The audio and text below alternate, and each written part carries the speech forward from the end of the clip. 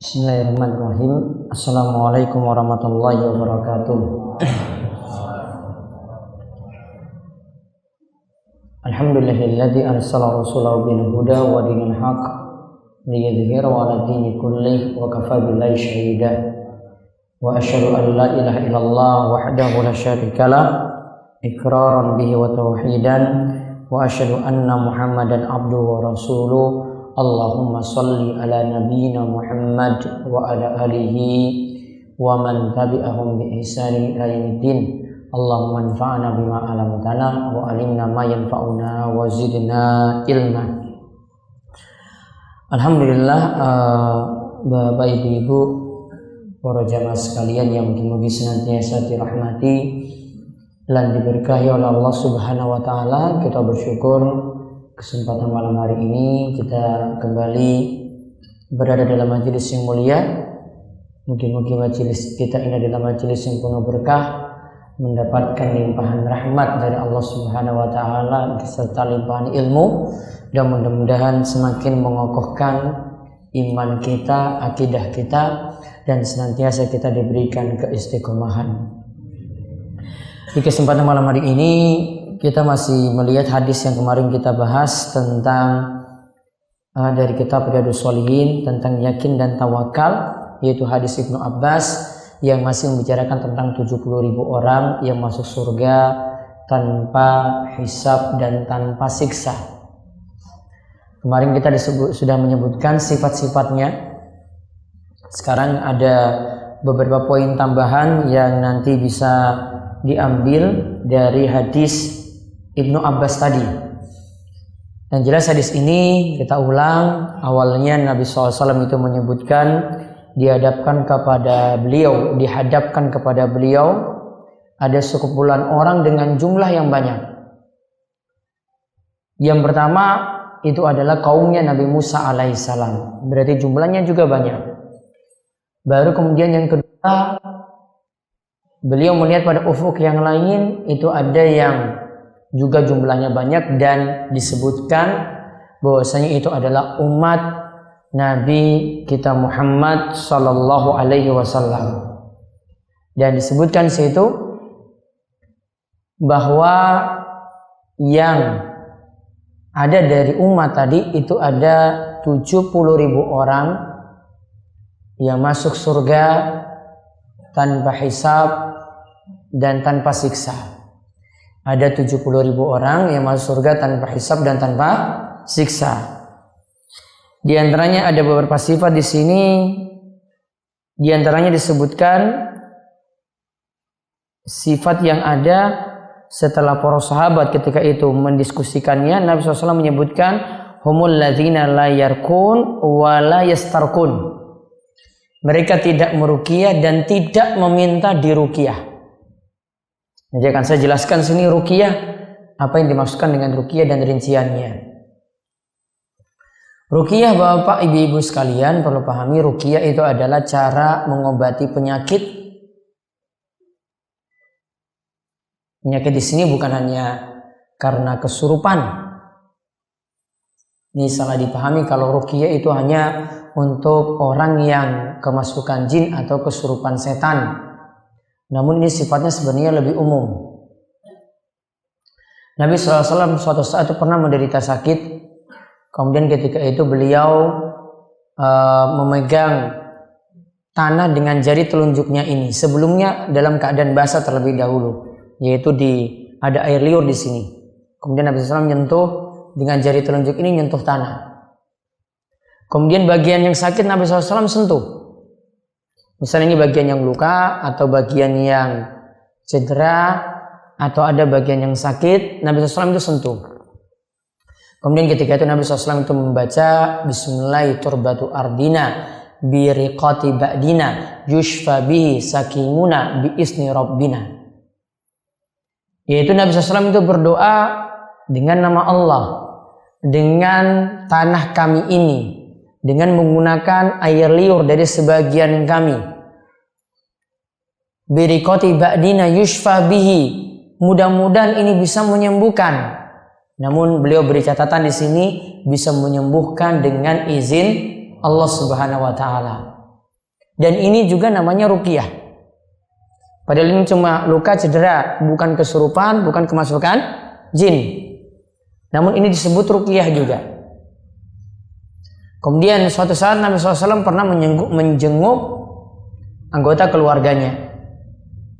Dan semakin dekat hubungan keluarga, maka semakin dianjurkan kita jenguk orang sakit. Ketika itu Nabi SAW jenguk anggota keluarganya tersebut. Kemudian beliau menyentuh orang yang sakit ini.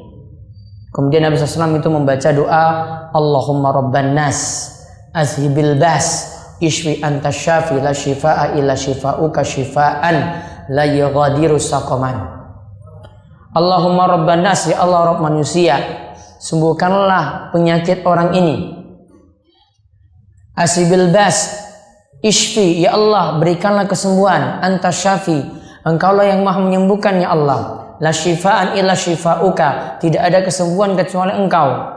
Shifaan la yughadiru saqaman, mudah-mudahan ini sembuh dan tidak meninggalkan bekas. Mudah-mudahan ini sembuh ya Allah tanpa meninggalkan bekas. Hadis ini diriwayatkan oleh Aisyah radhiyallahu anha, diriwayatkan oleh Imam Bukhari dan Muslim. Menunjukkan juga di sini ini juga bacaan ruqyah. Namun orang lain yang meruqyah orang yang sakit. Maka ruqyah di situ bukan hanya untuk kesurupan, namun untuk setiap penyakit. Jadi tadi disebutkan ruqyah ini adalah membacakan kepada orang sakit ayat Al-Qur'an atau doa-doa dari hadis, atau doa-doa dari hadis dengan memenuhi 3 syarat. Jadi ruqyah ini ada aturannya, jadi nggak sembarangan. Karena nanti untuk membedakan dengan santet, membedakan dengan bacaan-bacaan para dukun, membedakan dengan bacaan-bacaan tukang sihir. Sehingga perlu syarat-syarat ini dipenuhi. Apa saja syarat-syaratnya? Yang pertama yang digunakan itu adalah kalamullah. Yang digunakan itu adalah kalamullah atau nama dan sifat Allah.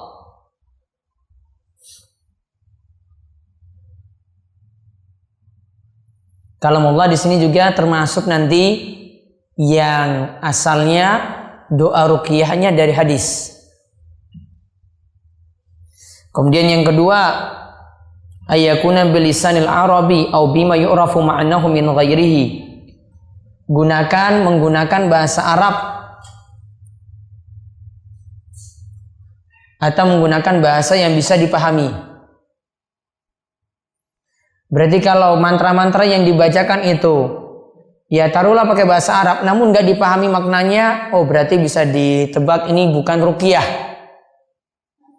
Kalau ada situ penyebutan nama-nama jin, nama-nama setan, atau ada istilah kalau kita yang ngerti bahasa Arab dengar itu kok nggak paham, hati-hati, ini mantra-mantra yang dipakai oleh dukun atau tukang sihir. Ini bukan lagi bacaan ruqyah.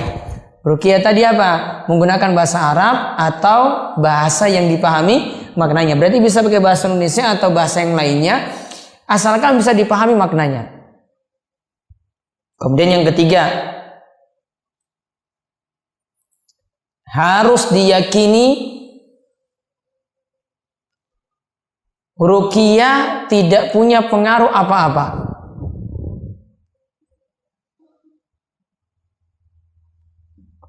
Ruqyah tidak punya pengaruh apa-apa kecuali dengan izin Allah. Mau baca ayat kursi, Al-Ikhlas, Al-Falaq, An-Nas atau surat Al-Fatihah, kalau Allah tidak izinkan sembuh, tidak akan sembuh. Termasuk yang kesurupan tadi, kalau Allah tidak izinkan kesembuhannya dari kesurupan ini selesai atau keluar jinnya yang ada, Allah tidak kehendaki, maka tidak akan sembuh. Karena semuanya tergantung kehendak Allah Subhanahu wa ta'ala.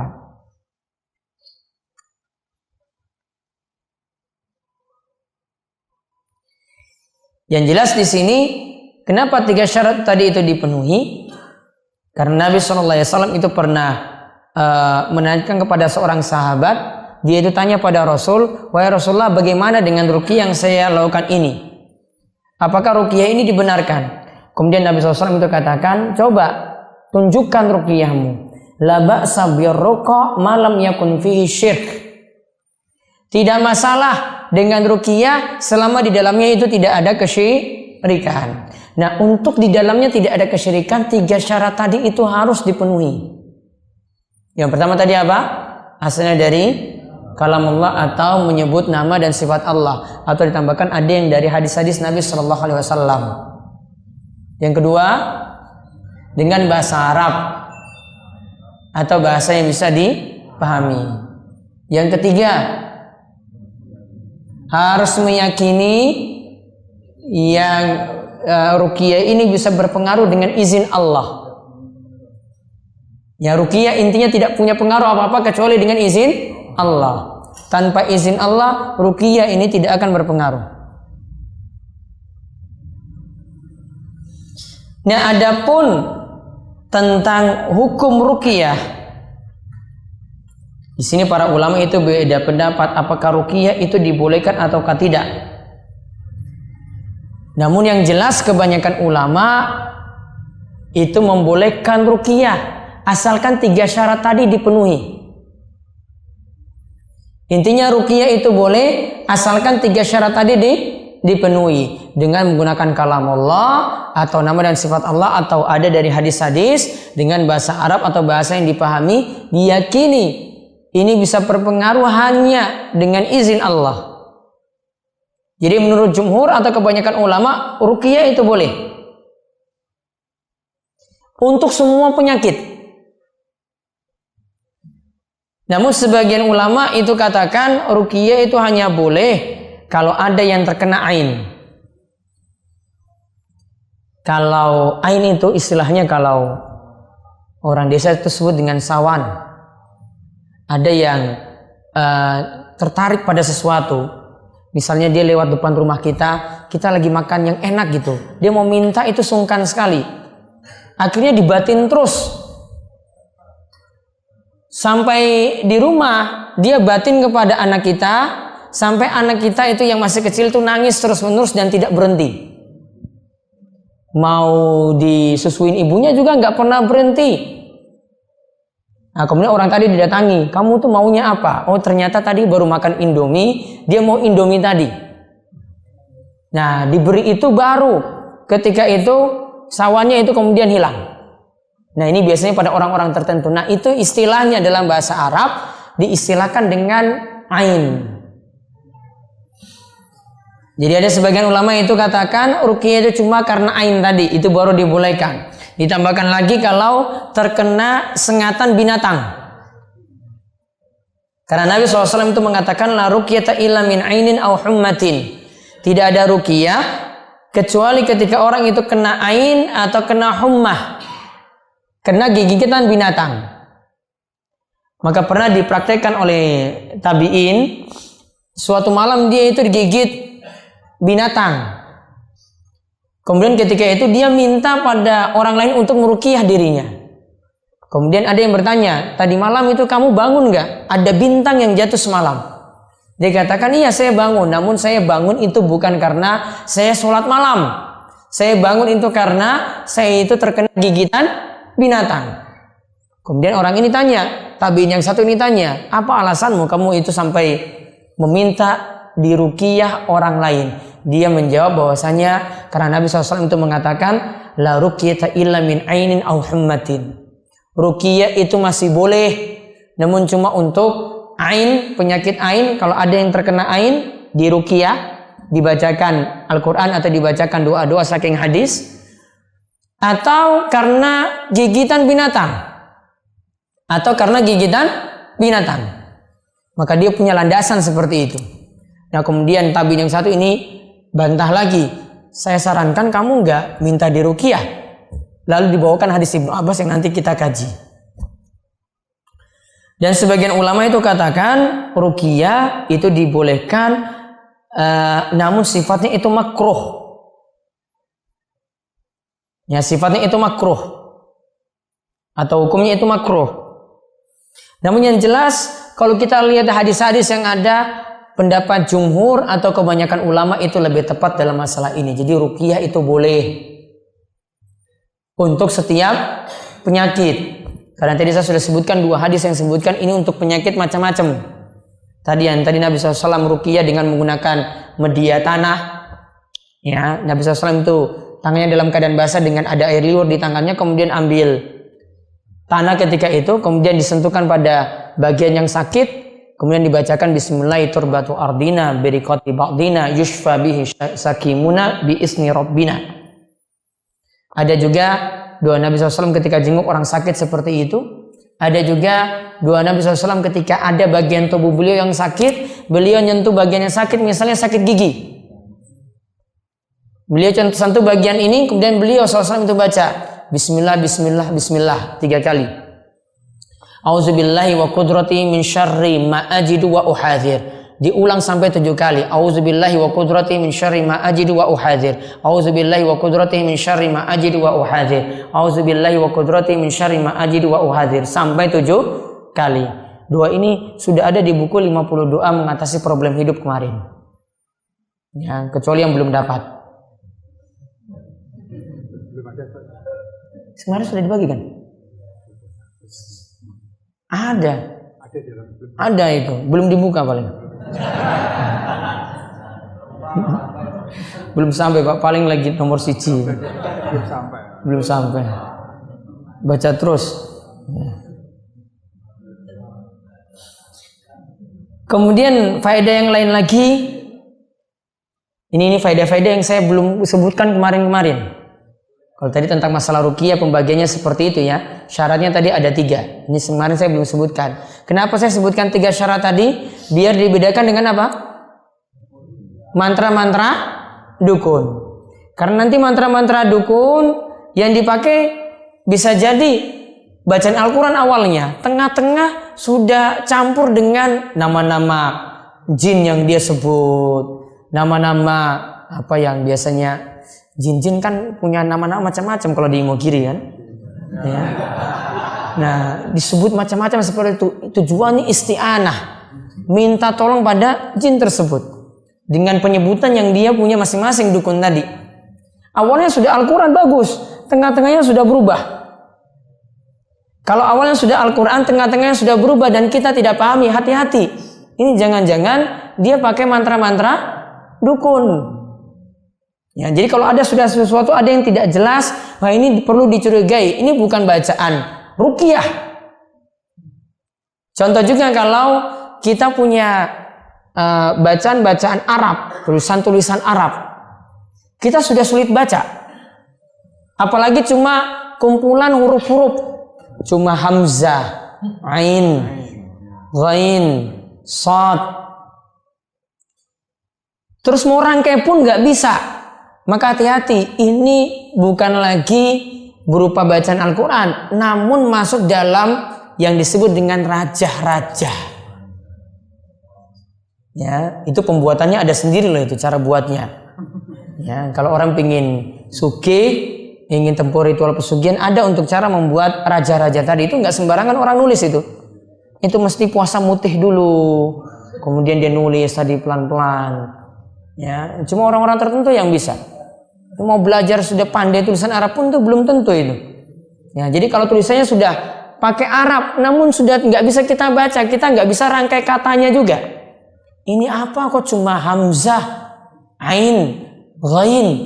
Ini bacanya juga nggak bisa disambungkan. Hati-hati, ini bukan bacaan Al-Quran, namun ini sudah masuk raja. Raja itu masuk tamimah. Tamimah itu yang disebut dengan oleh Nabi SAW jimat-jimat.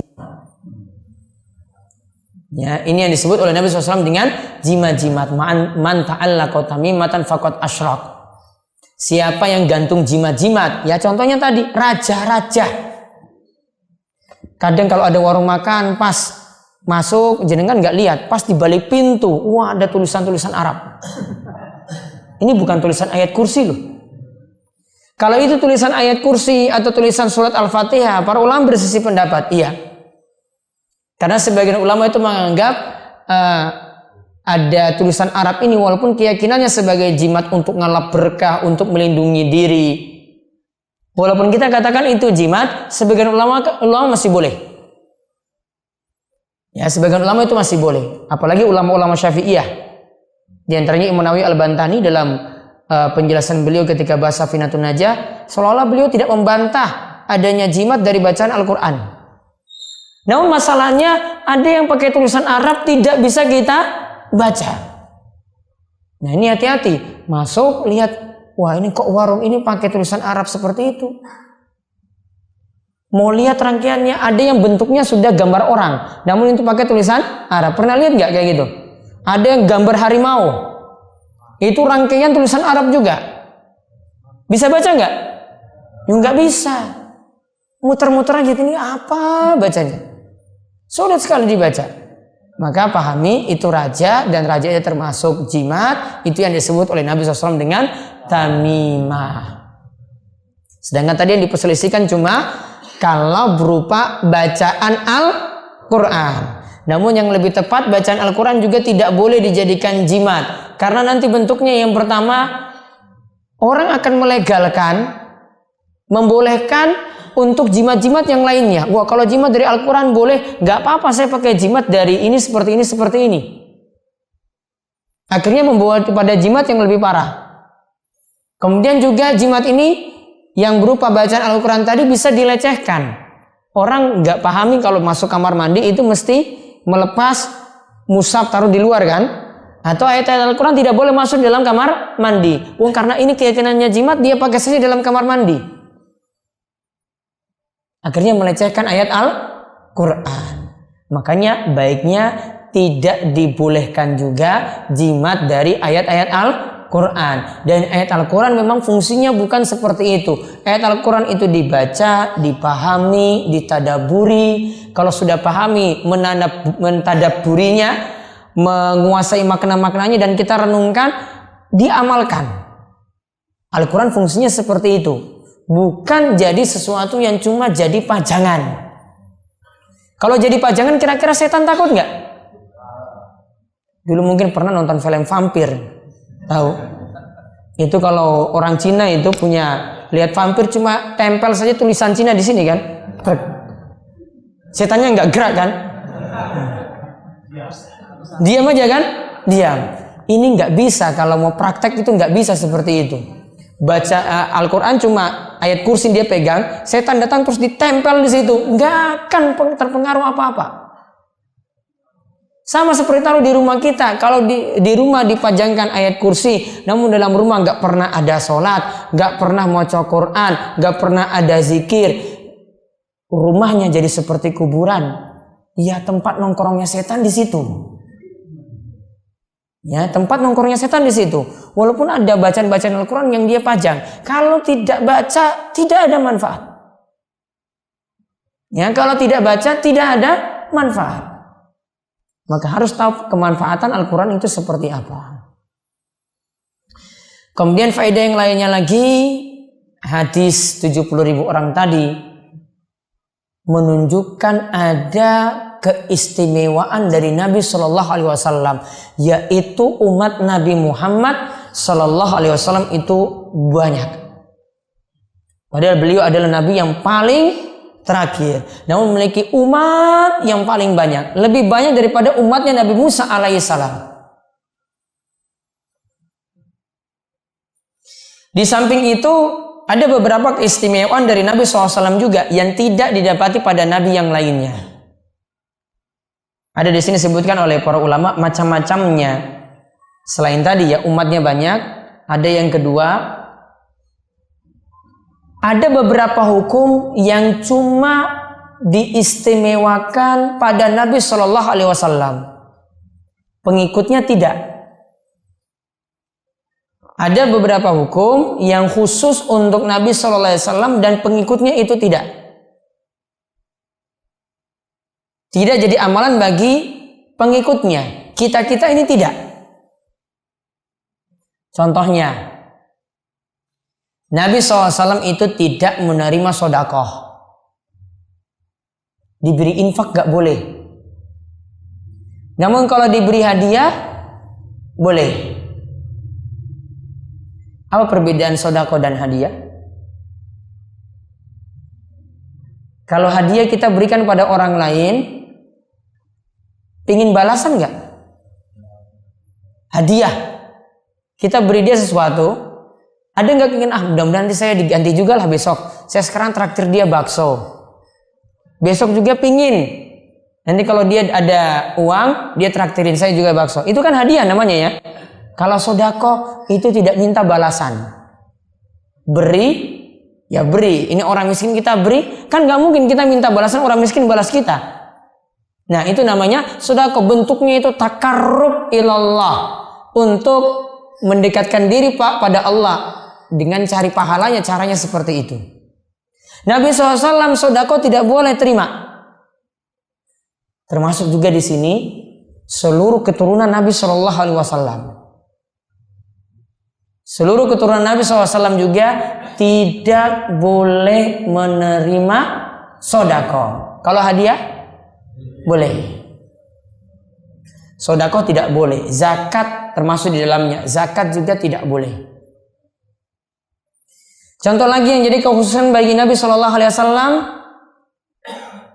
Nabi SAW diwajibkan sholat malam. Nabi SAW diwajibkan sholat malam. Allah perintahkan dalam surat Al-Muzammil, qumil laila illa qalila, nisfahu aw inqus minhu qalila. Hendaklah engkau wahai Nabi Muhammad lakukanlah sholat malam, walaupun itu dengan rakaat yang sedikit. Nisfahu separuh malamnya atau sepertiga malamnya. Maka hendaklah tetap engkau melaksanakan sholat malam. Bagi Nabi SAW itu wajib, bagi umatnya itu tidak. Bagi Nabi SAW itu wajib, bagi umatnya tidak. Dan juga contoh misalnya Nabi SAW itu boleh memiliki istri lebih daripada 4, sedangkan umatnya tidak boleh lebih daripada 4. Kemudian ada lagi keistimewaan Nabi SAW yang lainnya. Yang ketiga, selain tadi umatnya banyak, beberapa ajaran itu khusus untuk Nabi. Yang ketiga, untuk keistimewaan di akhirat, Nabi SAW mendapatkan syafaat. Dan syafaat ini yang khusus atau yang paling besar untuk Nabi SAW, yang paling istimewa bagi Nabi SAW, dikenal dengan syafaatul uzma. Dikenal dengan syafaatul uzma. Yaitu syafaat ini diberikan agar persidangan di akhirat itu segera dimulai. Ketika itu manusia sudah dikumpulkan di padang mahsyar. Matahari didekatkan cuma sejarak 1 mil. 1 mil berapa kilo? 1,6. Kira-kira segitu. Namun dalam tafsiran yang lainnya para ulama katakan cuma 1 celak. Lebih dekat lagi. Makanya ketika hari kiamat itu penuh kesulitan. Ada yang bermandikan keringat itu sampai di mata kakinya. Ada yang keringatnya itu sampai di betisnya. Ada yang keringatnya itu sampai di pusarnya. Ada yang sampai di badannya sini. Ada yang tenggelam dengan keringatnya sendiri. Tergantung keadaan orang masing-masing dan tergantung dengan keadaan imannya masing-masing. Makanya ketika itu semua orang ingin agar sidang itu segera dimulai. Maka mereka mendatangi mulai dari Nabi Adam alaihissalam. Nabi Adam gak mau memberikan syafaat karena dulu pernah melakukan kesalahan. Kesalahan Nabi Adam apa?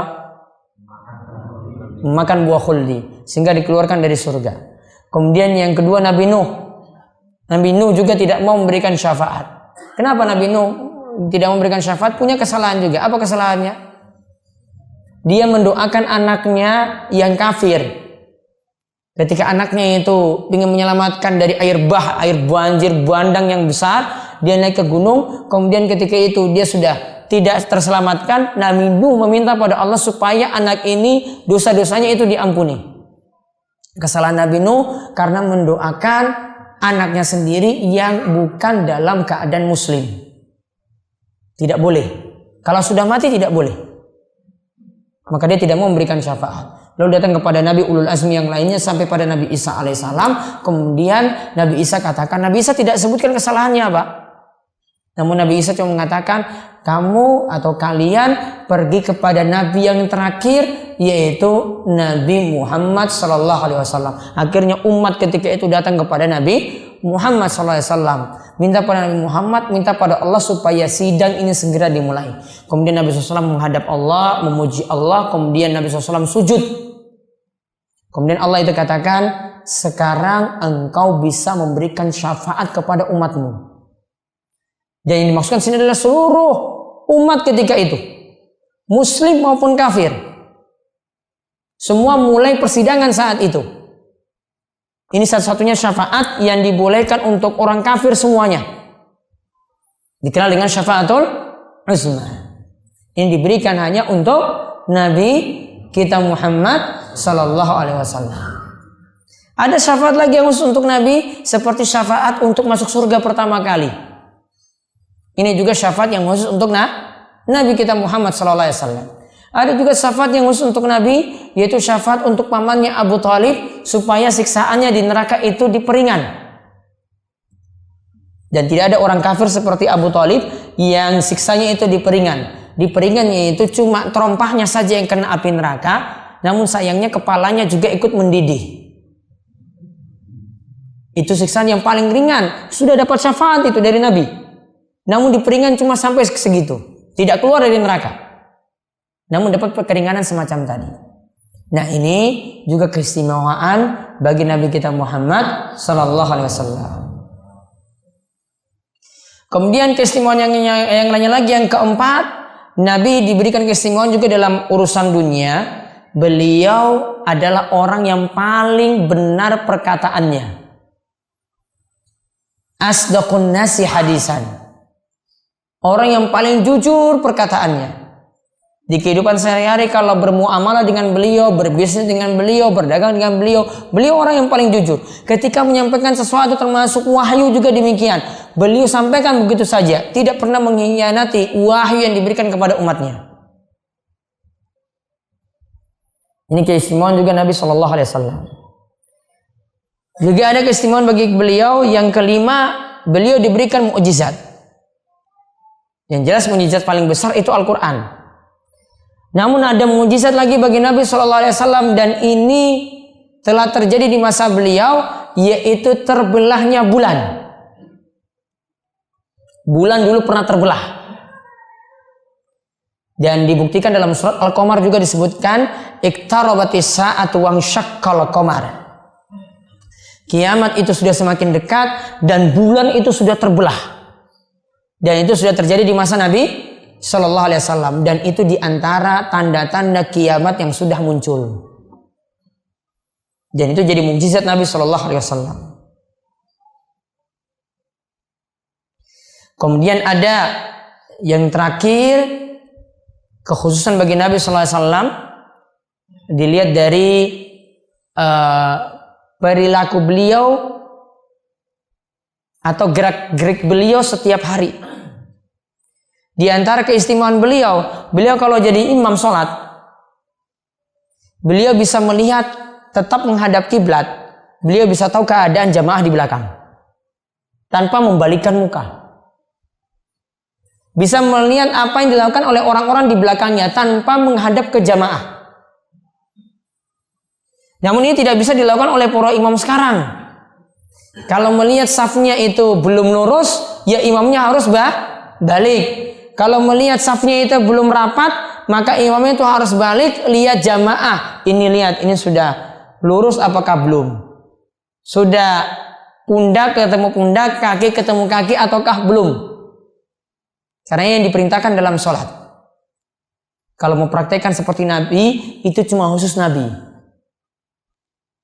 Kalau tadi itu dibolehkan, Nabi SAW seperti itu keadaannya, dan tujuannya memang untuk melihat saf itu lurus. Berarti boleh nggak menggunakan garis soft dalam sholat? Boleh atau tidak? Boleh. Karena kalau Nabi SAW tadi melihat jamaah di belakangnya, tujuannya supaya memperhatikan jamaah itu lurus.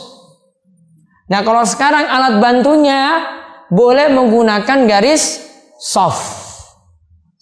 Dan ini bukan suatu perkara yang baru. Ini untuk membantu, karena ini cuma sarana saja. Seperti halnya kita menggunakan mic seperti ini saat ini. Jadi itu diantara keistimewaan dari Nabi kita Muhammad Sallallahu Alaihi Wasallam.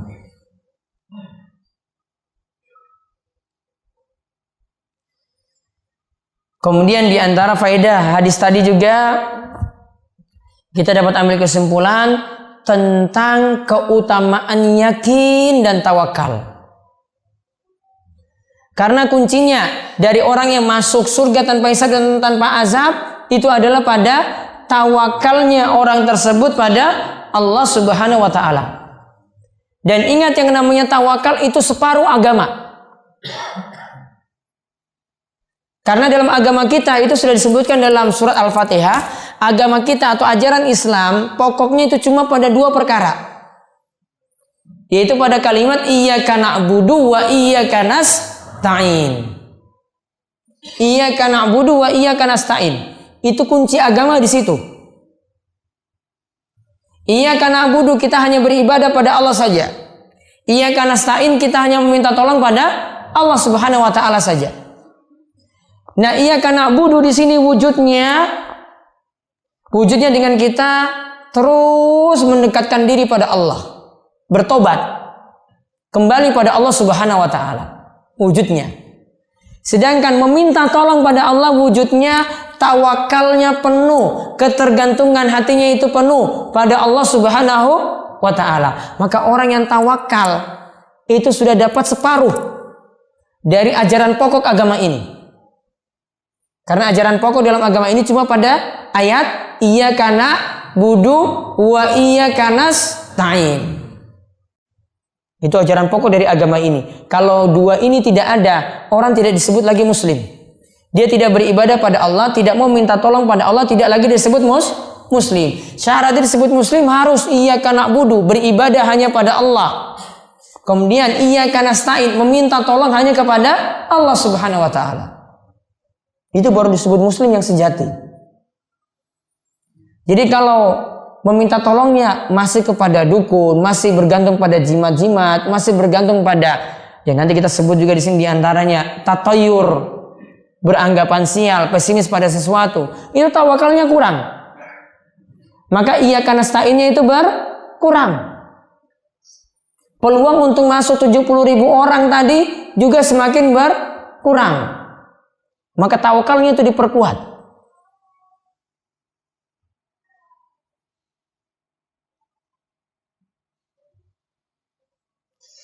Kemudian hadis ini juga menunjukkan karena setiap orang yang mendengar Ukasha itu dapat masuk dalam 70.000 orang tadi, maka yang lainnya ketika itu meminta kepada Nabi SAW supaya didoakan juga. Oh, berarti di sini jadi pelajaran kita itu hendaklah berlomba-lomba dalam kebaikan. Bisa berlomba-lomba dalam kebaikan, yaitu untuk urusan akhirat itu kita kejar. Berlomba, fastabiqul khairat. Kita berlomba dalam kebaikan. Sedangkan kalau dalam urusan dunia, ini bukan berlomba-lomba untuk dapat dunia. Kalau untuk urusan dunia, Nabi SAW katakan unzuru ila man huwa asfala minkum. Unzuru ila man asfala minkum. Lihatlah pada orang yang berada di bawah kalian, bukan melihat pada orang yang di atas. Namun kalau untuk urusan akhirat bukan pakai hadis ini. Syukur-syukur saya masih bisa sholat. Gak apa-apa kalau gak ke masjid. Yang penting sholat. Banyak yang di bawah saya itu yang gak sholat. Patokannya orang yang di bawah apa yang di atas ini? Orang yang di bawah. Untuk urusan akhirat tuh lihat yang di atas. Kamu masih kalah jauh. Yang lainnya sudah sepuh, sudah tua, tetap semangat ke masjid. Kamu masih punya semangat besar. Kok sholat subuh saja malas? Harusnya kan lihat orang yang di atas. Untuk urusan akhirat seperti itu. Namun kalau untuk urusan dunia baru lihat orang yang di bawah. Belum punya motor yang layak, oh lihat yang lain tuh masih ada yang lebih punya motor yang nggak layak lagi. Belum punya kulkas, oh lihat yang lainnya itu nggak pakai kulkas lagi. Yang kalau punya daging, punya ikan yang langsung digoreng. Sudah ketika itu langsung disantap habis. Kan gitu caranya kan? Kulkas tujuannya untuk apa coba kulkas? Ya, freezer tujuannya untuk apa? Ngawetkan kan? Ya sudah nggak usah ngawetkan, langsung digoreng aja. Kan disantap aja langsung sudah dapat kenikmatan ketika itu. Nggak usah disimpan lama-lama. Masih ada yang di bawah kita yang tidak punya fasilitas semacam itu, namun masih bisa tetap hidup enak. Jadi kalau untuk urusan dunia lihat orang yang di bawah, namun kalau untuk urusan akhirat lihat yang di atas. Nah maka nanti tugasnya itu untuk sabar. Tugasnya itu nanti untuk sabar. Sabarnya itu ketika lihat orang yang lebih daripada kita, ya kita sabar. Kita belum dapat seperti itu. Maka solusinya adalah sabar. Bukan paksakan diri untuk dapatkan dunia. Kalau paksakan diri untuk dapatkan dunia nanti akan menerjang hal-hal yang Allah Subhanahu wa taala haramkan. Entah dia itu cari pekerjaan yang haram atau dengan cara apapun, yang penting dapat dunia seperti yang orang lain itu miliki. Kemudian di sini juga menunjukkan tentang faedah, karena disebutkan tadi di antara diskusi para sahabat tentang pentingnya hidayah Islam sampai mati. Karena disebutkan di sini ada orang yang tidak berbuat syirik pada Allah sampai dia itu dari lahir sampai meninggal dunia. Memang untuk tidak berbuat syirik ini sangat berat, namun menjaganya di sini adalah kita jaga diri kita tetap dalam keadaan beragama Islam. Walaupun ketika itu dipaksa untuk murtad. Coba lihat kisah dari Sa'ad bin Abi Waqqas, salah seorang sahabat yang dijamin masuk surga. Sa'ad bin Abi Waqqas ini dengan ibunya itu maksa. Ibunya itu pernah memaksa dirinya sehingga nantinya turun surat Luqman ayat 15. Saya bacakan dulu surat Luqman ayat 15.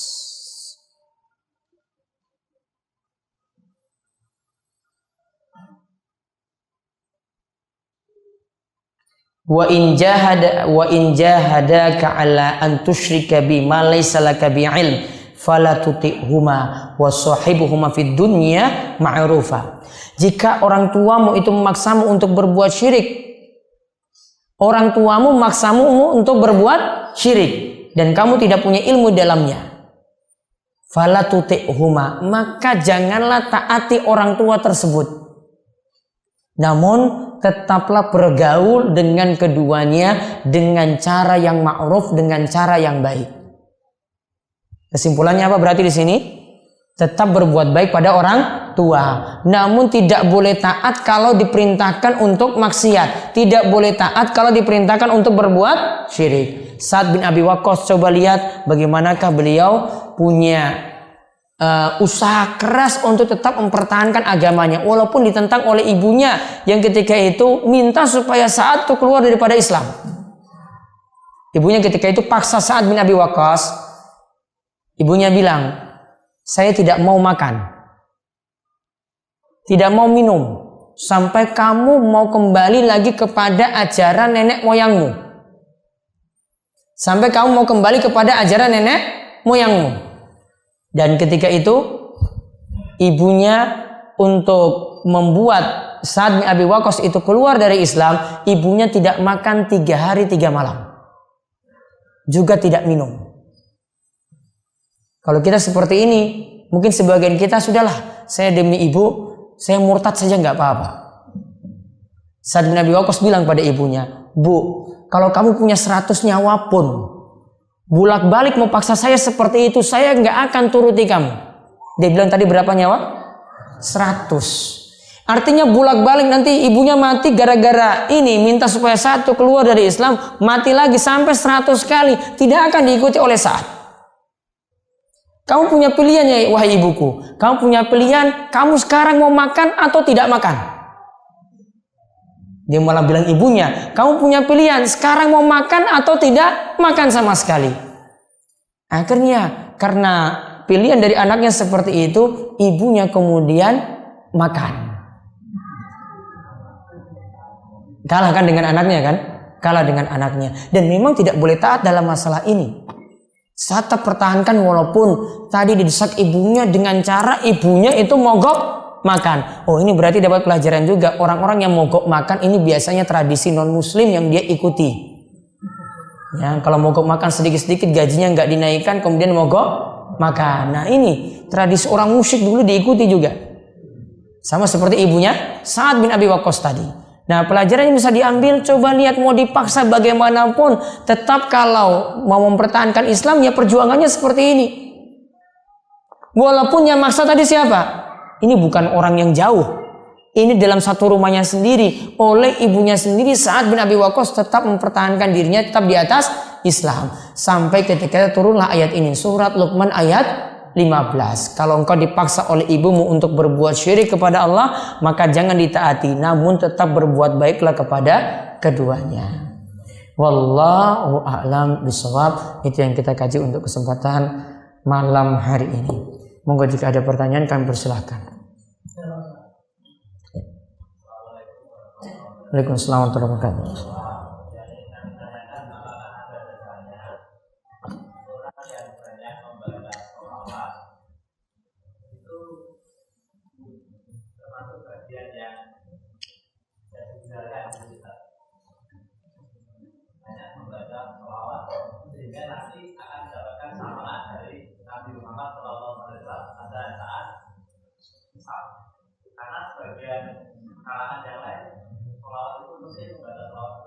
Iya. Ya, terus yang kedua yang terjadi di masyarakat itu banyak ketika anak perempuan dinikahkan oleh orang tua. Tradisi yang sering terjadi itu dibuatkan kembar mayat oleh mbah kaum.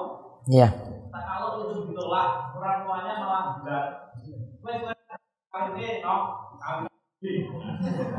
Itu yang terjadi di masyarakat. Mohon itu caranya berbuat taruhnya bagaimana atau cara menolaknya bagaimana? Terima kasih. Baik, yang tadi pertama solawat. Solawat itu penting sekali. Siapa yang bilang nggak penting? Dan kita itu diperintahkan untuk banyak solawat karena kata Nabi SAW, aksiru alaihi sholatan, perbanyaklah kepadaku solawat. Dan kata Nabi SAW, siapa yang banyak solawat kepadaku, maka dia akrabu minni manzilatan yaumal qiyamah. Dialah orang yang nanti paling dekat dengan kedudukannya pada hari kiamat. Berarti ada perintah untuk banyak selawat nggak? Ada. Dan orang kalau nggak selawat malah orangnya itu kurang. Kita mau sholat, di dalam sholat tahiyat ada salah satu rukun, yaitu kalau di mazhab Syafi'i di tahiyat akhir ada rukun untuk membaca sholawat. Sholawat ini kalau tidak dibaca, sholatnya tidak sah. Ada juga setelah azan, setelah kita mendengar kumandang azan, dianjurkan juga untuk sholawat. Dan situ Nabi SAW katakan, ya siapa yang bersolawat setelah azan tadi, maka dia yang berhak juga mendapatkan syafaatku. Juga ketika hari Jumat kita diperintahkan juga untuk banyak bersolawat pada Nabi Sallallahu Alaihi Wasallam. Termasuk juga kalau bapak-bapak, ibu-ibu ingin memanjatkan doa pada Allah, itu juga dianjurkan setelah memuji Allah, mengucapkan misalnya Alhamdulillahirabbil alamin. Setelah itu masuk pada solawat, maka doanya itu lebih mudah diijabahi. Dia baca Alhamdulillahirabbil alamin wassalatu wassalamu ala asyrafil anbiya wal mursalin. Solawat, sudah solawat ini, maka lebih mudah lagi doanya itu diijabahi. Namun mohon dipahami, solawat itu tidak bentuknya tidak kita persulit dalam satu waktu mesti solawatan ya satu hari full, tidak, atau satu malam suntuk juga tidak. Kita sudah sering membaca pada waktu-waktu yang dianjurkan tadi atau diperintahkan tadi, itu sudah disebut memperbanyak solawat. Dan solawat yang paling bagus kalau kita ikuti solawatnya, lafaznya dari Kanjeng Nabi. Bisa sederhana dengan Allahumma sholli ala Muhammad, atau bisa juga dengan lafaz seperti yang kita baca pada tahiyat, yaitu dikenal dengan solawat Ibrahimiyah. Allahumma sholli ala Muhammad wa ala Muhammad kama sholaita ala Ibrahim wa ala ali Ibrahim innaka Hamidum Majid, dan seterusnya. Ini sholawat yang paling afdol. Jadi catatannya di sini sholawat tetap dianjurkan, namun tidak dikhususkan mesti satu waktu tertentu kita habiskan waktu 1 jam, 2 jam, 3 jam untuk duduk bersalawat, tidak. Cukup tadi amalan-amalan yang saya sudah sebutkan itu sangat dianjurkan sekali untuk kita bersolawat. Kemudian yang kedua tadi tentang masalah tradisi. Ini bagaimana kita itu bisa mendakwahi orang tua, maka ini perlu ada kiat-kiat. Ingat, yang pertama perlu dipahami, perlu ditanyakan dulu, orang tua sudah kita dakwahi atau belum? Kalau belum kita dakwahi, belum pernah kita ingatkan, dan dakwah itu butuh waktu. Gak boleh tergesa-gesa. Dakwah itu butuh waktu, tidak boleh tergesa-gesa. Sehingga kalau memang butuh waktu, kita cuma beritahu misalnya, ketika mau kita itu menikah, anak kita itu mau menikah, dan anak ini beritahu pada orang tua. Orang tua langsung, saya nggak mau pakai ya tradisi-tradisi semacam ini, kembar mayang atau yang lainnya nggak mau. Maka lihat dulu sudah didakwahi atau belum. Kalau belum, ya dan itu terpaksa dilakukan, ya berarti salah anaknya sendiri karena belum persiapan untuk mendakwahi orang tua. Saya tidak bisa menyalahkan orang tua dalam hal ini. Saya malah menyalahkan anaknya. Kemudian yang kedua, butuh kesantunan. Ada beberapa akhlak yang harus dimiliki, hilm, santun, kemudian rifq dan lin. Santun, ramah, lemah lembut ketika menyampaikan sesuatu. Dan kadang ini yang kita kurang, menyampaikannya sudah benar, namun caranya yang tidak tepat. Kata-katanya tidak diatur baik-baik, apalagi pada orang tua sendiri. Ya, kalimatnya tidak diatur, oh ini pas atau enggak saya sampaikan pada orang tua. Gak mikir ini cara menyampaikannya seperti apa. Maka anak kalau menyampaikan dalam keadaan yang kasar, tidak santun, anak juga yang salah. Tidak bisa menyalahkan orang tua. Kemudian yang terakhir, mesti sabar. Sabar ini perlu sekali.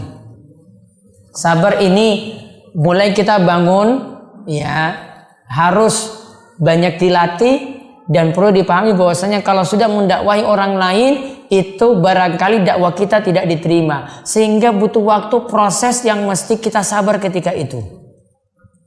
Ya, sehingga untuk masalah tadi saya tidak bisa salahkan orang tua.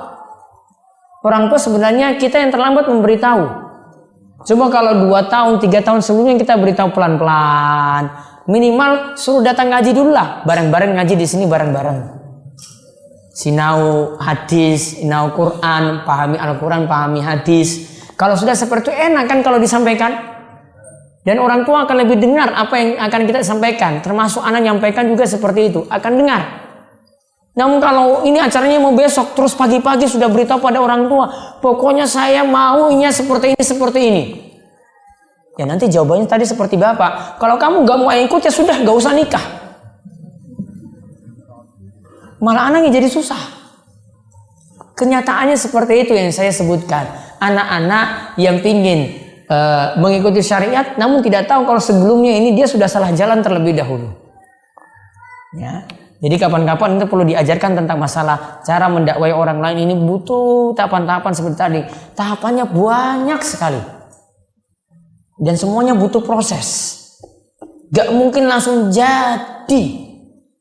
Termasuk untuk merubah masyarakat juga sama. Tidak mungkin langsung jadi. Semuanya itu butuh proses pelan-pelan dan secara bertahap. Ada lagi?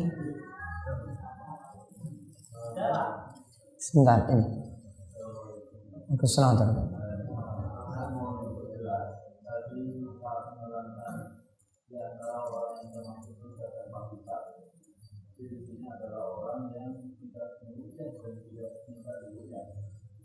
Jadi di sini seolah mulia dan juga adalah sesuatu yang harus dihindari.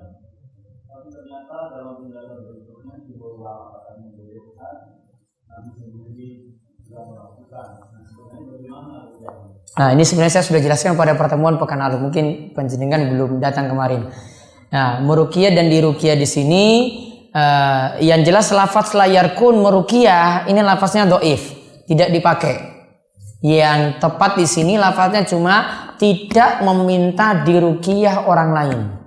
Jadi kalau kita meruqyah diri sendiri boleh, meruqyah orang lain juga boleh. Kita pun sebenarnya masih boleh juga meminta diruqyah orang lain. Karena tadi saya sebutkan ada hadis yang Nabi SAW datang jenguk orang sakit, kemudian Nabi SAW meruqyah orang sakit.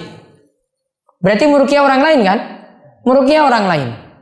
Maka tetap masih dibolehkan meruqyah orang lain atau kita minta diruqyah orang lain. Namun kuncinya cuma satu. Apa kuncinya kemarin? Tawakal. Kuncinya pada tawakal. Ini sama juga seperti kita berobat. Bolehkah kita berobat? Ini juga kuncinya pada tawakal.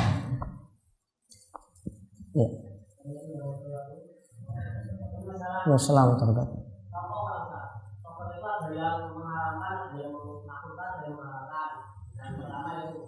Dan kedua masalah dan kelompok akhlak yang punah pada dibagi itu sebenarnya gimana? Baik. Kalau masalah rokok sebenarnya sudah selesai. Ya, mudah-mudahan yang merokok sudah bisa baca. Sudah terjawab di bungkus rokoknya. Saya nggak perlu bahas hukum, capek.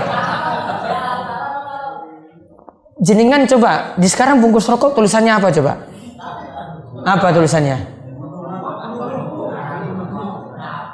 Apa coba tulisannya sekarang apa Bapak? Nah, coba mikir nggak ketika baca tulisan itu? Sudah terjawab belum ini?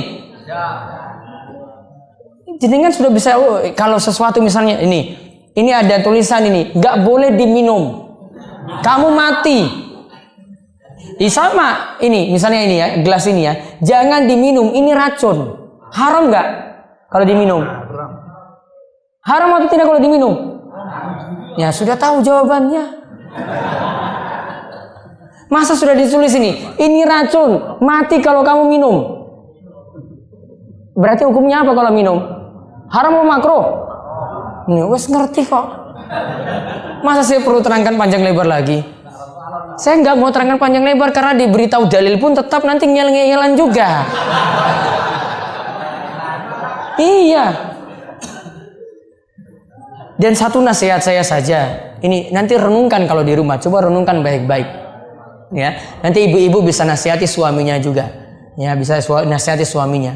Coba lihat satu, ketika orang itu merokok, asapnya itu bertebaran. Kita kalau di warung misalnya, terus panjenengan rokok, orang samping kanan kiri itu kira-kira terzolimi atau tidak? Terzolimi sangat. Sangat enggak? Sangat. Terzolimi. Ibu-ibu di rumah kalau suaminya rokok terzolimi enggak ibu-ibu? Senang enggak dengan asap rokok?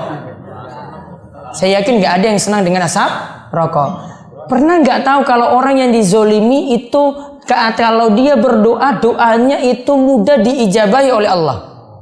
Pernah nggak mikir seperti ini? Siapa tahu kita punya masalah banyak, itu cuma gara-gara kita pernah zolimi orang lain dan kita tidak pernah sadar kalau kita itu telah menzolimi orang. Cuma gara-gara asap rokok. Saya bilang hati-hati. Saya cuma ingatkan saja, saya khawatir kalau ini kita serba susah, ini cuma gara-gara kita sudah zolimi orang lain dan kita tidak pernah sadar gara-gara ini kita zolimi orang, sehingga orang itu doakan jelek pada kita. Dan saya setiap masuk di warung makan, ada yang ngerokok di samping saya ngomong kayak begitu. Kamu untung kamu rokok di sini. Saya itu rugi terus ya kalau kamu rokok. Dia untung nggak? Untung nggak dia rokok? Dia senang-senang aja narik-narik kan? Asapnya siapa yang kena? Kita yang kena. Kalau di rumah anaknya sendiri, istrinya sendiri. Kalau di warung kita yang lainnya yang kena asapnya. Dan kalau orang mau doakan jelek, itu tidak ada antara dirinya dengan Allah itu hijab. Allah dengar langsung doa orang yang terzolimi tadi. Cuma khawatir ini saja. Saya nggak usah bahas masalah hukum lah. Coba renungkan ini saja. Bisa jadi renungan di rumah. Ya kan? Bisa jadi renungan baik. Oh iya ya. Mungkin ini saya selama ini serba susah. Ini gara-gara saya zolimi orang. Jadi kalau orang sudah terzolimi, doakan orang lain. Itu Allah tidak berikan hijab. Langsung Allah dengar. Dan boleh jadi Allah kabulkan langsung doa itu. Ingat hadis ini saja. Tentang masalah ini saja, mudah-mudahan bisa jadi renungan. Sudah? Terjawab kan? Sudah. Ada lagi? Belum lagi. Ini soal kok.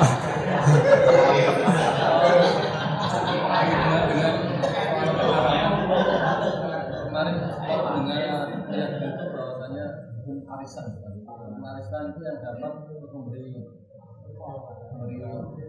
minuman dari hasil arisan, ada yang mengatakan haram,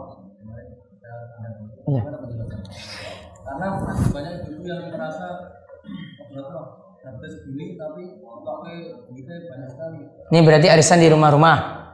Ya? Berarti arisan yang keliling ke rumah-rumah.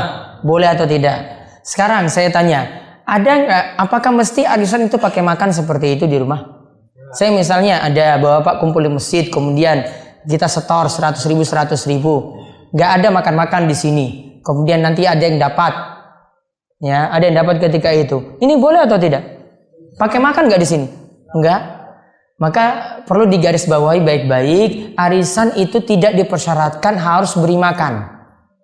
Satu, sehingga penjelasan hukum yang disebutkan yang jenengan dapatkan di YouTube itu mesti diperinci lagi. Dia mungkin tasawurnya kurang, deskripsinya kurang, penjelasannya kurang. Yang terjadi di tengah-tengah masyarakat nggak selamanya seperti itu.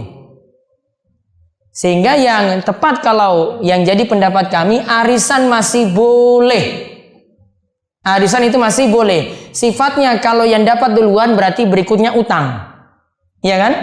Nah, sifatnya kalau yang dapat belakangan berarti dia nabung. Nabung boleh nggak? Berutang boleh atau tidak? Boleh. Dua-duanya sifatnya itu boleh. Adapun kalau arisan di rumah kemudian tuan rumah memberi makan, itu bentuk penghormatan kepada tamu.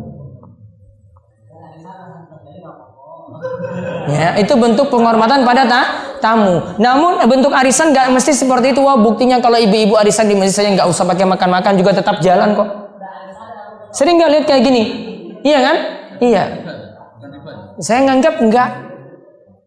Ini bentuk lain. Arisannya bentuknya sendiri, bentuk penghormatan pada tamu juga sendiri, nggak usah digabung. Jadi hukumnya jangan terlalu rumit seperti itu. Selesai. Terus apa tadi? Ya masalah itu golongannya anggapannya kami bagus sendiri, padahal saya sebenarnya itu Pak. Ya wajib, dan sudah jadi wajib itu udah gimana Pak? Contoh apa? Saya sunnah jadi wajib. Contoh sunnah itu Pak, kata sunnah jadinya wajib. Enggak mungkin, sholat sunnah ya sunnah. Tapi saya itu saudara itu Pak. Di kantor harus wajib digolongkan Pak. Wah, ya dia yang mesti diluruskan berarti.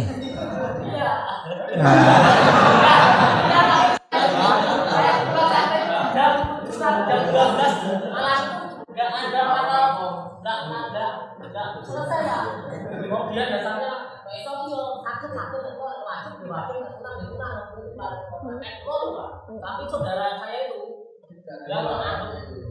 golongannya itu paling baik, anggapnya itu Pak. Nanti suruh datang di sini ngaji bareng-bareng biar paham. Terus. Ustaz, yang tadi Ustaz bilang apa demo yang nggak makan itu, kemudian terus nanti mati karena demo nggak makan itu termasuk bunuh diri nggak? Kalau tadi ibunya tadi mati itu gara-gara nggak makan, matinya mati bunuh diri nggak? Ya iya. Siapa suruh nggak makan? Ya kan, makanya tadi kan si Saad bilang, terserah Bu, kamu punya dua pilihan, mau makan atau nggak makan. Ya berarti kalau mau mati pun ya sudah dia biarin. Siapa suruh gara-gara ini mau suruh saya murtad? Berarti demo nggak makan mati terus? Iya itu mati kualat kalau demo nggak makan itu. Mati kualat. Siapa suruh nggak makan? Apa nggak ada cara lain gitu loh? Ya itu cara-caranya orang musyrik kan ditiru-tiru. Ya cara konyol lah kita bilang. Ada cara yang baik gitu. Kalau ini masalah dengan perusahaannya, runding kan baik-baik dengan perusahaan. Nggak usah kayak begitu caranya. Caranya nggak gentle juga. Sedikit-sedikit kalau nggak naik demo, sedikit kalau nggak naik itu demo. Ya. Nanti kalau disuruh sholat, memang malas ini. Namun kalau ini masalah dunia itu pengen nambah terus. Kurang terima, kurang qanaah. Ya, makanya kalau pihak perusahaan itu mau suruh anak buahnya itu semuanya itu ngaji, terus pelajari sifat qanaah, nerima semuanya. Oh ya gaji segini memang sudah pantas lah untuk kami. Kurang ngaji saja. Ya. Kamu mengatakan tadi berlomba-lomba dalam kebaikan itu diperbolehkan, tapi kalau menimbulkan ya itu apakah diperbolehkan? Nah contoh misalnya imami belum apa itu terus kita yang panjang-panjang misalnya dia kan paling dia itu paling terbaiknya. Yang kedua Nah, yang pertama, riya itu masalah batin. Dia mau jadi imam, dia membacaannya panjang. Ini niatnya untuk pamer orang atau enggak kan itu masalah hati. Oh, kalau mau berarti sok-sokan itu. Sok-sokan sudah beda lagi. Iya, berarti orang yang nggak bisa sebenarnya paksa untuk bisa. Sama seperti orang yang nggak punya ilmu paksa seperti orang yang punya ilmu. Nggak boleh. Ya. Namun saya nggak bisa nuduh dia itu riya. Ini riya itu masalah lain lagi. Ya. Terus? yang kedua kalau minum panas itu apalagi itu tidak boleh apakah ada? Iya, ada hadis yang Nabi SAW itu katakan kalau mau minum dalam keadaan misalnya tidak boleh tiup-tiup. Hukumnya maksud. Ya, hukumnya makruh. Dan perlu dipahami, udara yang keluar ketika kita tiup ini udara yang kotor. Karena habis pembakaran. Yang masuk itu oksigen, yang keluar itu karbon dioksida. Karbon dioksida sudah ada karbonnya, berarti sudah ada kotorannya, sehingga tidak baik ketika ditiup. Termasuk juga ibu-ibu kalau mau dulang anaknya itu makan lagi panas, kemudian ibunya tiup-tiup. Wah, ini namanya masuk sesuatu yang kotor pada anaknya. Kalau makruhnya itu kok Kalau apa? Meruqyah. Oh, beda. Dia bukan tiup, itu baca. Itu cuma media. Ya, untuk media saja. Tadi saya sebutkan tanah itu sebagai media tadi untuk Nabi SAW kasih air dulu di tangan, kemudian ngambil tanah tadi, kemudian pegang ini, tanah sebagai media. Maka boleh jadikan air sebagai media untuk ruqyah. Enggak masalah. Sebentar. Ya. Di saat saya itu ketika kita sholat itu sangat cepat sekali.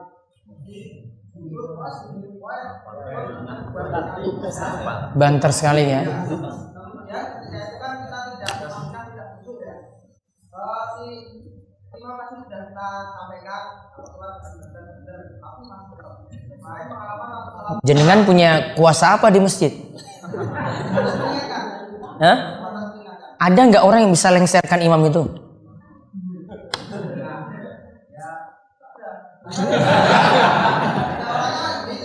Lapor ke Pak Duku, Pak ini imam saya terlalu cepat sekali. Bu, kalau bisa Pak dilengserkan saja lah Pak, ganti dengan yang lain. Kenapa nggak bisa bilang Pak Duku? Pak Duku lebih punya wewenang loh kalau di desa itu. Atau rapat takmir. Kemudian yang ingin saya tanyakan, waktu sholat bisa itu sangat cepat sekali dan jamaah tidak khusyuk, otomatis tidak tumanina.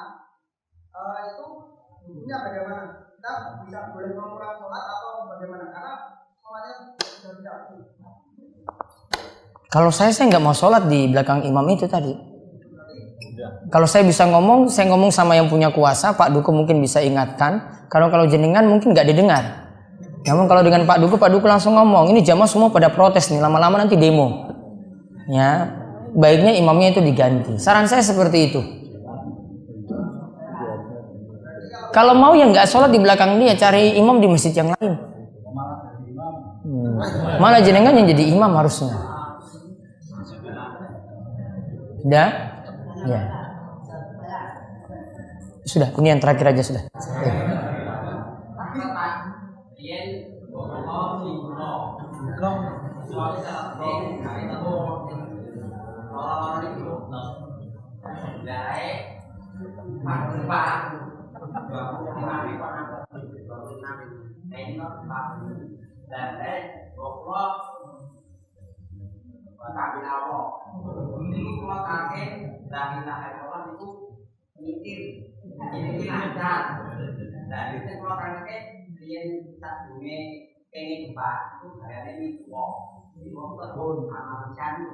Itu ada apa?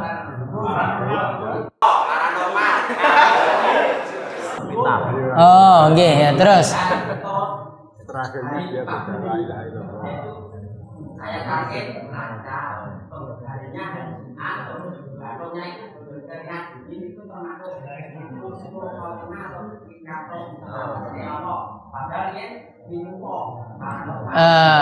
Terus ketika menjelang akhir hidupnya itu rajin sholat apa mboten? Jadi sholat apa tadi?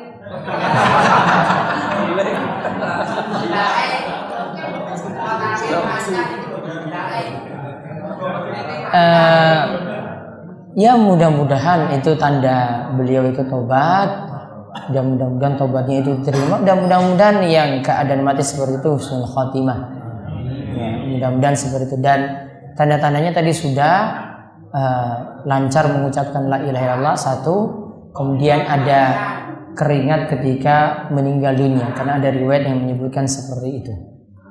Dan sekarang jenengan cuma banyak-banyak doakan saja orang tua supaya dapat kebaikan yang banyak.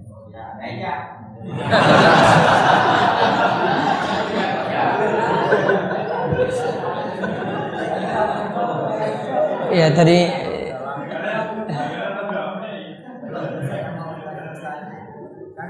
Makanya itu biasanya ada kumpulan. Setiap kumpulan itu biasanya ada simpan pinjam. ada kumpulan terus ada simpan pinjam terus Jadi anggota kumpulannya itu bisa pinjam uang. Lalu mengembalikannya itu seperti ada bunga. Bunganya itu dimasukkan kas untuk misalnya beli perabotan harga atau perlengkapan harga lainnya. Itu apakah termasuk ketika kembalikan ada tambahan. Tambahannya misalnya saya pinjam 1 juta, tambahannya berapa? 100.000. Persenannya berapa? Ya pokoknya ada tambahan lah ya. Ada tambahan lah. Maka kalau itu simpan pinjam nggak boleh. Simpan pinjam itu syaratnya sepakat ulama kullu qardin jaru manfaatan fahuwa riba. Setiap utang piutang yang dalamnya itu ada manfaat atau ada keuntungan, maka itu termasuk riba. Kalau ini ribanya dibagi bareng-bareng, keuntungannya tadi dibagi bareng-bareng, ya berarti nanti bagi-bagi riba. Terakhir, ya Mbak.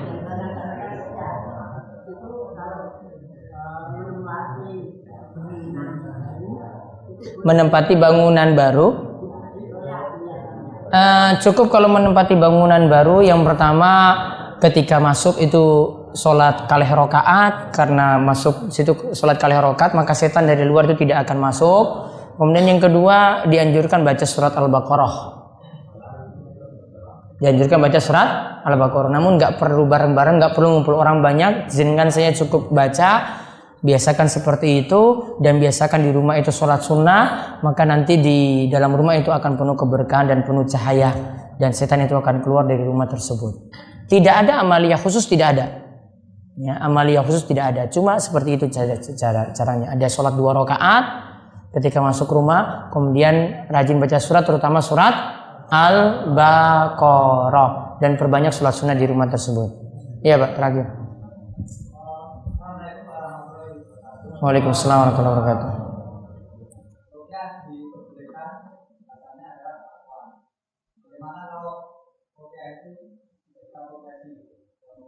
Ruqyah dijadikan profesi.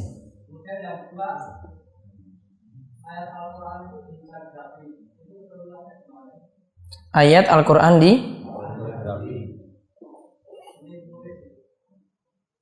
bisa dibaca enggak? Kalau masih bisa dibaca boleh. Namun kalau tidak bisa dibaca lagi, nah itu yang masalah. Sedangkan tadi boleh nggak menjadikan ruqyah itu jadi profesi? Saran saya ya tidak dijadikan profesi, yang amannya seperti itu. Ya karena praktek yang ada di masa Nabi SAW itu tidak dijadikan profesi. Namun ada yang sakit kemudian diruqyah. Walaupun ketika itu ada upah. Karena ada yang pernah meruqyah seorang tokoh di masyarakat, dia jatuh sakit, kemudian diruqyah dengan membacakan surat Al-Fatihah. Para sahabat yang meruqyah tadi kemudian pulang itu membawa 1 ekor kambing. Ya, membawa 1 ekor kambing. Maka kesimpulannya dari hadis tersebut, para ulama simpulkan boleh mengambil upah dari membacakan Al-Quran, termasuk juga boleh mengambil upah dari ruqyah tadi. Namun saran saya saja tidak dijadikan profesi, itu lebih aman. Ya. Namun nanti sama seperti ini, sebentar, upah membacakan. Intinya kesimpulannya masih boleh, namun baiknya tidak dijadikan profesi. Itu saja mungkin untuk pertemuan malam hari ini. Mudah-mudahan bermanfaat dan mudah-mudahan bapak-bapak, ibu-ibu sekalian diberikan kesehatan dan diberikan umur panjang, dan kita semuanya bisa mengisi waktu-waktu kita dengan ilmu, dengan terus rajin menghadiri majelis ilmu, dan terus kita menambah amal soleh kita sebagai persiapan di akhirat, dan mudah-mudahan kita senantiasa diberikan keistiqomahan. Kita tutup kalian doa kafaratul majelis. Monggo. Subhanakallahumma wa bihamdika asyhadu an la ilaha illa anta astaghfiruka wa atubu ilaik. Assalamualaikum warahmatullahi wabarakatuh.